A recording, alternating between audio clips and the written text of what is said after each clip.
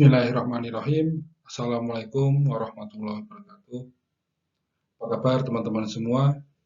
Semoga sehat selalu, tetap diberikan perlindungan oleh Allah Subhanahu wa Ta'ala.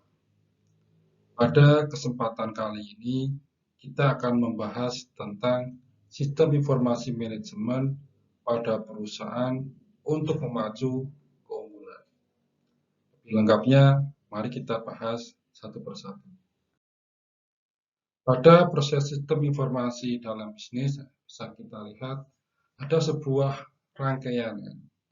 Kita bisa memulai dari persoalan bisnis, di mana biasanya terdapat masalah atau terdapat persoalan berkaitan dengan kegiatan bisnis yang dilakukan.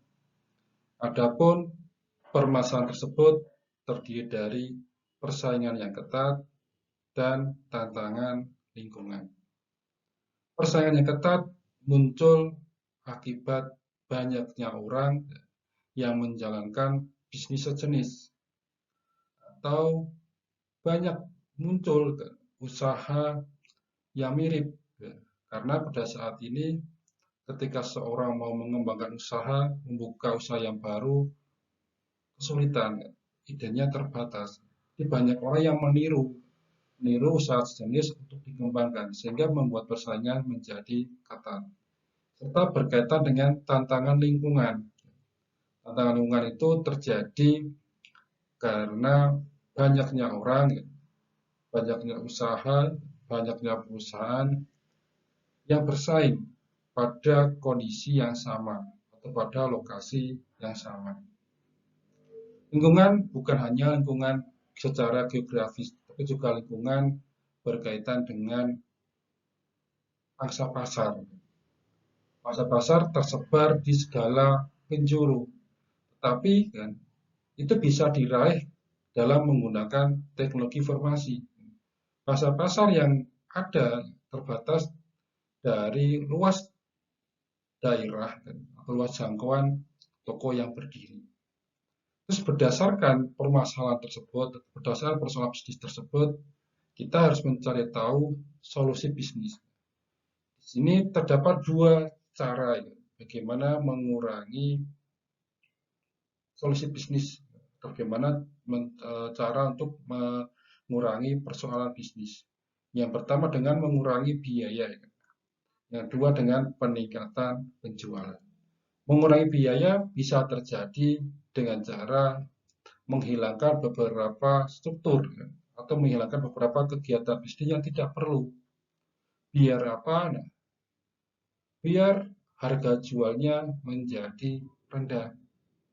Ketika kita tidak membuka toko offline, kita nggak perlu bangunan, kita nggak perlu mendirikan toko, sehingga harga jualnya menjadi lebih murah. Untuk melakukan peningkatan penjualan, bisa melakukan promosi menggunakan media yang tepat.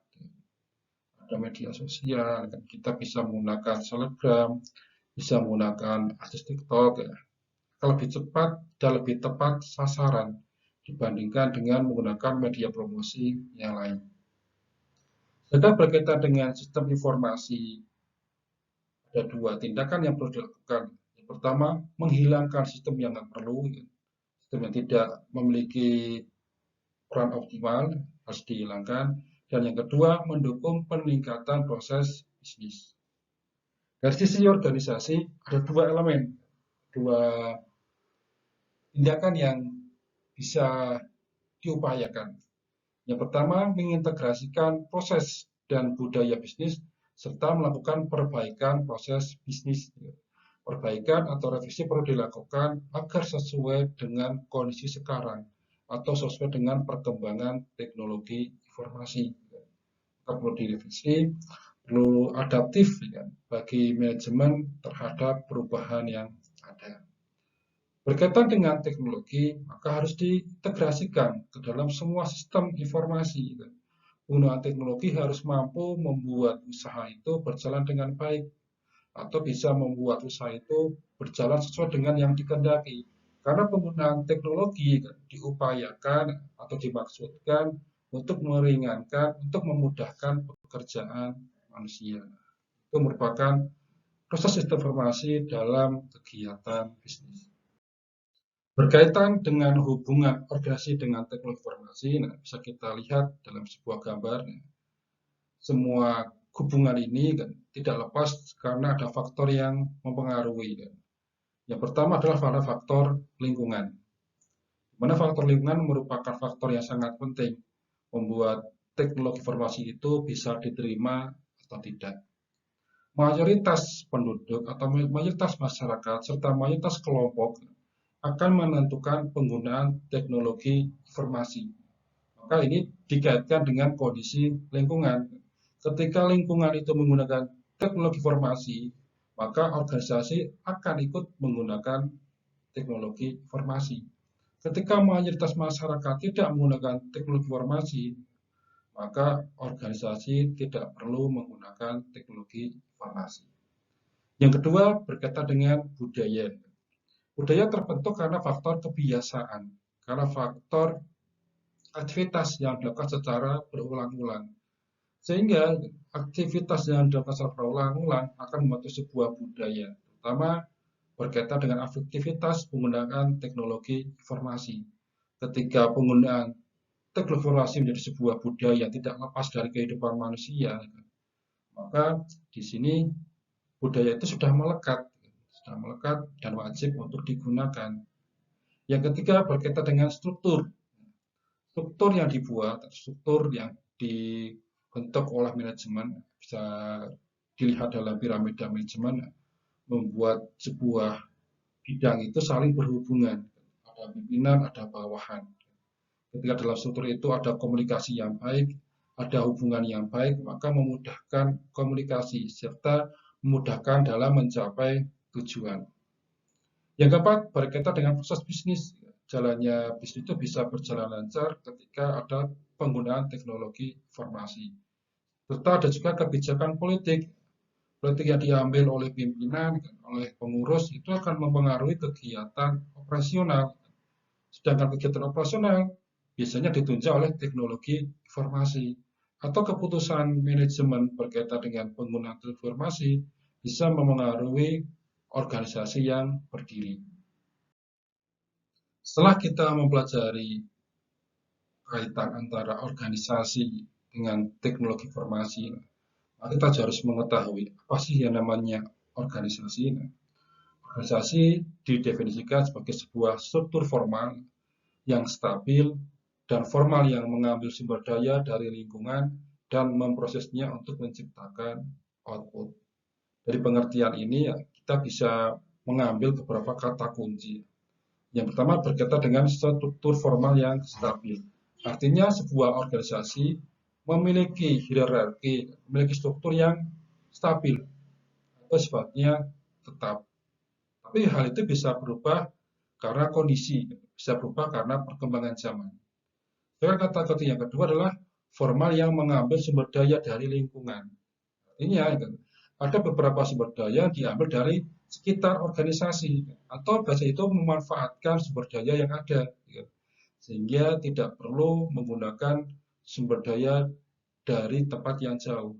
Kenapa? Nah, untuk efisiensi dan untuk efektivitas. Sehingga prosesnya bisa menciptakan output sesuai dengan yang diharapkan. Ini adalah pengertian dari organisasi.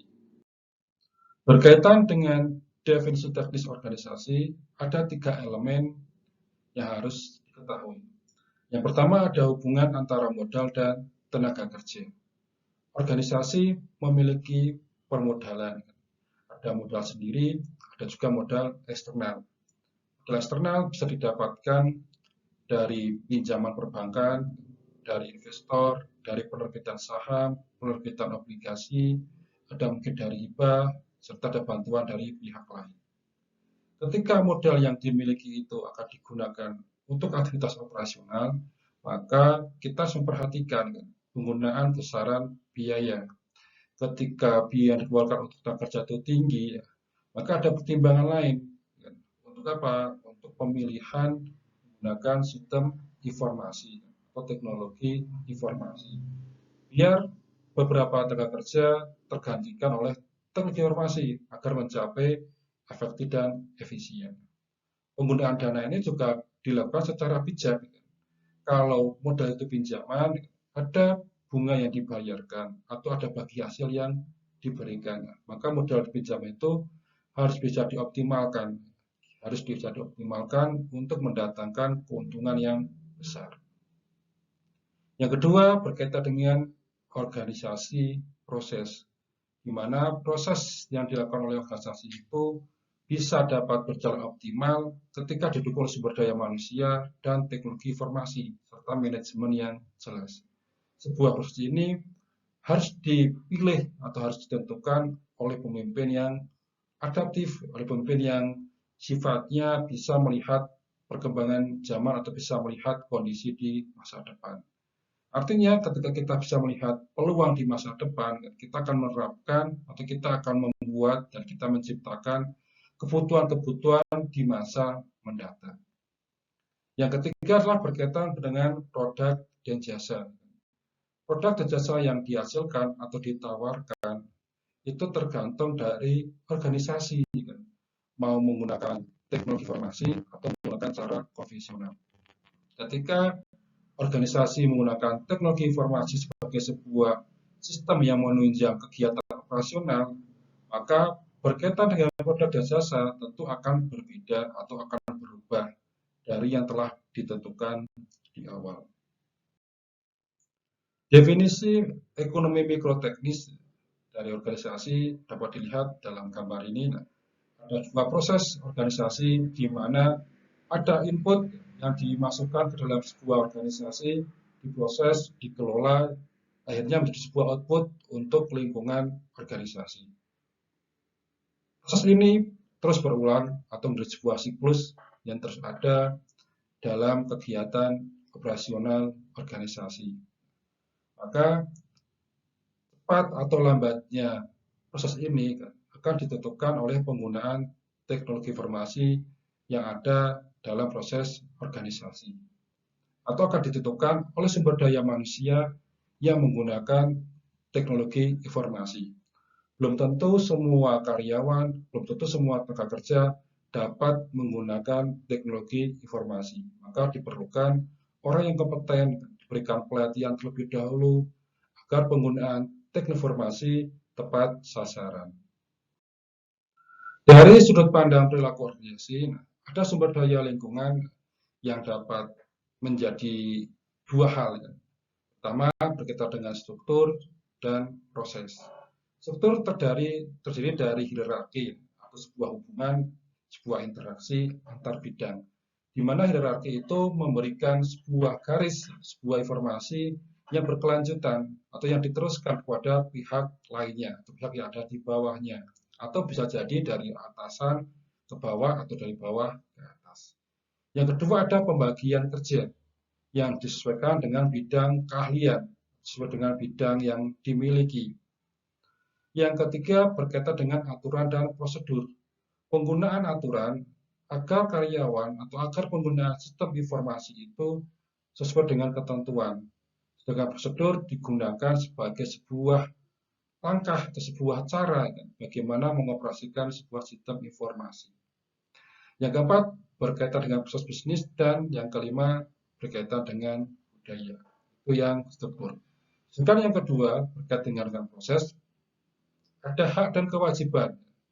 Hak dan kewajiban ini dimiliki oleh semua unsur yang ada di dalam organisasi. Yang kedua ada keistimewaan dan tanggung jawab, serta ada nilai dan norma, serta manusia yang menjadi pelaku atau menjadi sebuah orang yang berperan dalam pelaksanaan kegiatan perilaku organisasi. Semua ini nantinya akan menjadi sebuah output dari lingkungan, di mana output lingkungan itu akan ditentukan atau akan dinilai oleh konsumen, oleh masyarakat, oleh organisasi sendiri, ataupun pihak-pihak yang berkepentingan. Apa saja ciri-ciri organisasi? Yang pertama adalah berkaitan dengan rutinitas dan proses bisnis. Organisasi itu ada kegiatan yang dilakukan secara berulang-ulang, kegiatan yang dilakukan terus-menerus sehingga menjadi aktivitas yang terus terjadi. Itu ciri yang pertama dari organisasi. Yang kedua ada politik organisasi. Artinya ada kebijakan yang diambil, ada keputusan yang diambil, ada cara atau langkah yang diambil. Yang ketiga ada budaya organisasi, sebuah kebiasaan yang dilakukan bersama-sama, sebuah tindakan yang dilakukan bersama-sama secara terus-menerus, maka disebut dengan budaya organisasi. Yang keempat, ada tujuan yang ditetapkan. Organisasi itu dibentuk untuk mencapai tujuan. Dengan adanya organisasi, maka memudahkan dalam mencapai tujuan. Yang kelima, ada lingkungan organisasi. Ada lingkungan internal dan lingkungan eksternal. Semuanya saling mempengaruhi. Yang keenam, ada gaya kepemimpinan. Seorang manajer atau seorang pemimpin akan menentukan jalannya organisasi atau akan menentukan kondisi organisasi. Maka gaya kepemimpinan dapat berpengaruh besar terhadap sukses tidaknya sebuah organisasi. Atau juga berkaitan dengan terbentuknya budaya organisasi. Dan yang terakhir berkaitan dengan struktur organisasi yang disusun. Berkaitan dengan struktur organisasi, kita bisa melihat, kita bisa mengetahui ada beberapa jenis organisasi. Yang pertama ada struktur wirausaha, di mana jenis organisasi ini dibuat secara sederhana atau tidak banyak garis atau rentang organisasi. Contohnya adalah seperti bisnis UMKM atau industri rumah tangga. Yang kedua ada birokrasi mesin yang menghubungkan beberapa aktivitas yang menggunakan mesin. Ini bisa dicontohkan sebagai perusahaan manufaktur sedang. Yang ketiga ada birokrasi dengan divisi. Ada sebuah perusahaan induk yang memiliki beberapa anak cabang atau mungkin ada beberapa perusahaan yang diakuisisi. Nah, maka ada beberapa hubungan atau ada beberapa jaringan komunikasi yang terjalin antar divisi. Contoh seperti General Motor. Yang keempat, ada birokrasi profesional. Ini contoh yang umum seperti ada rumah sakit, ada universitas, ada firma hukum, dan lain-lain.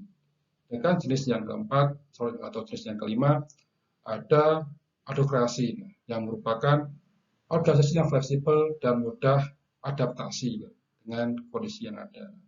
Misalnya, atau sebagai contoh, seperti perusahaan konsultan.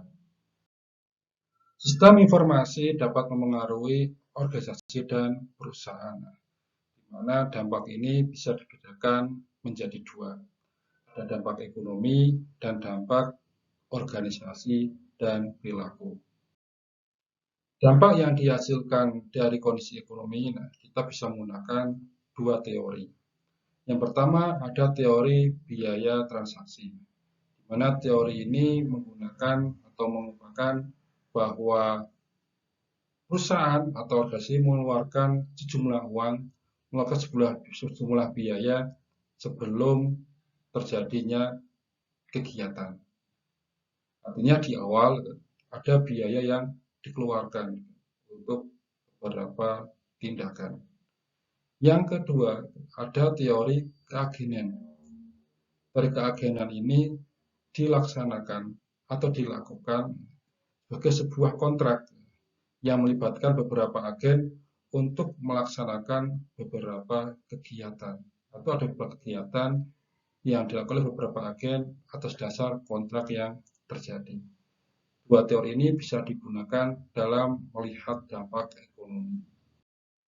Sedangkan dampak organisasi dan perilaku, ada dua. Yang pertama berkaitan dengan teknologi informasi meratakan organisasi.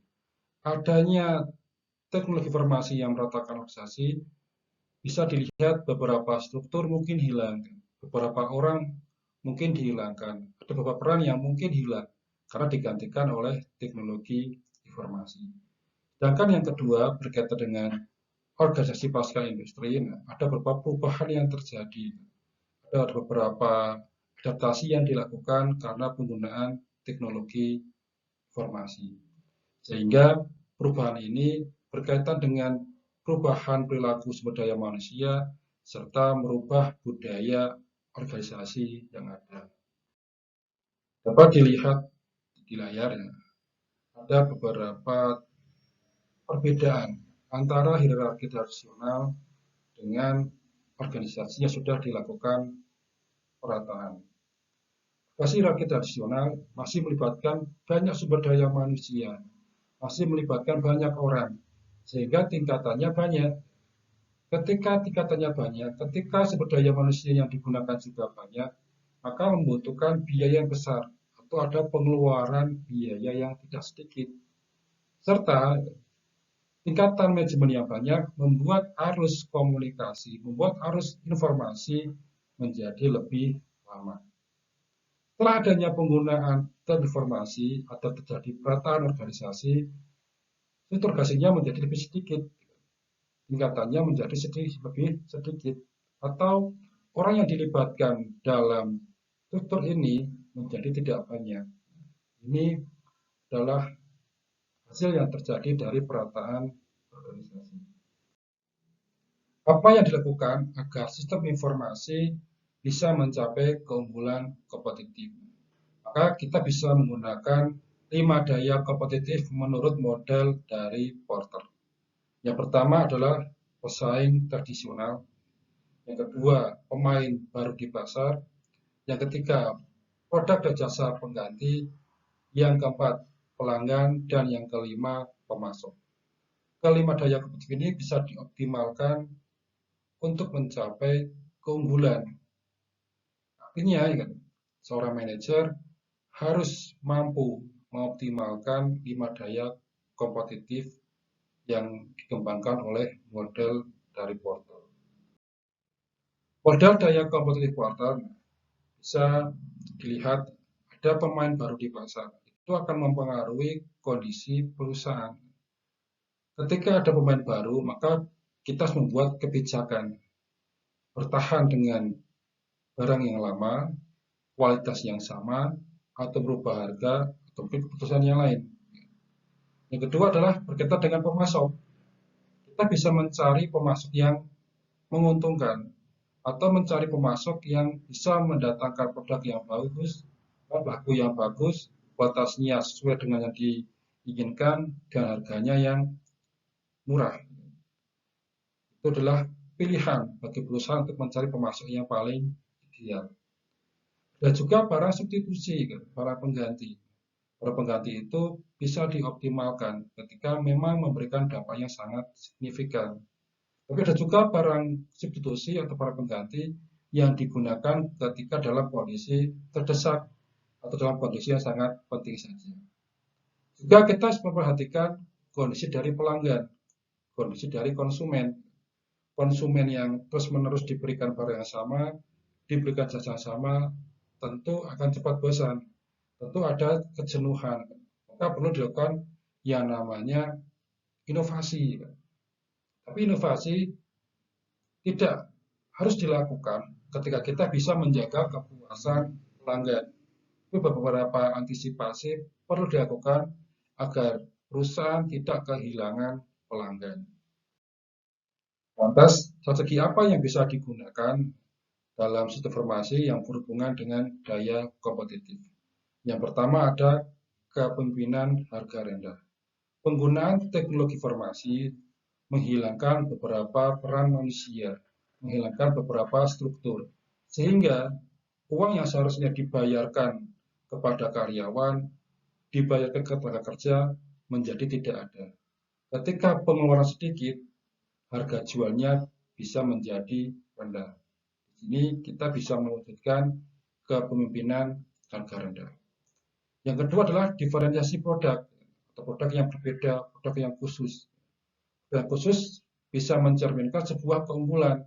Penggunaan teknik informasi itu bisa menjadikan sebuah keunggulan atau menjadi sebuah produk yang berbeda.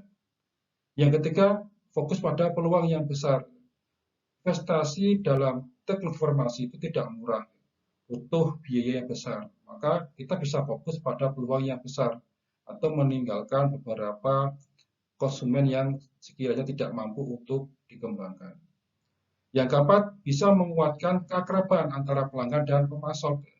Jalinan komunikasi menggunakan sistem informasi membuat pelanggan menjadi dekat, membuat pemasok menjadi dekat. Adanya komunikasi yang dijalin.